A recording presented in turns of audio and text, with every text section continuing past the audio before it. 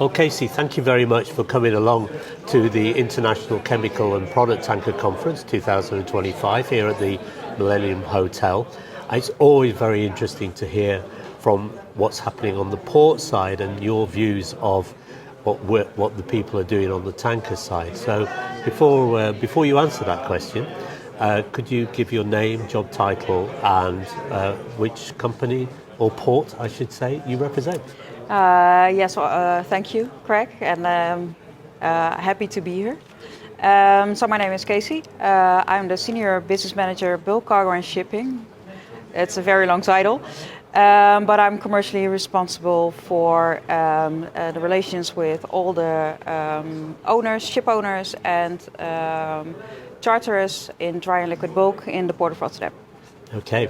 Now, I've learned something from you today, that the Port of Rotterdam is a landlord, and that the concerns above the waterline, as it were, are to do with the people who are leasing that land from you. And you were on the panel talking about shore power and the project that you've been involved in. So if you could describe a little bit about the project and how that's been going.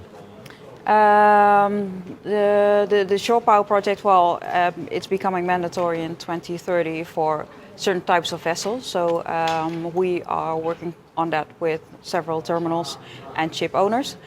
It is quite of a challenge, obviously, because we first have to switch those to shore power, but then you also have the tankers and all kinds of different kind of vessels that call Rotterdam. So it's quite a task that we still have ahead of us.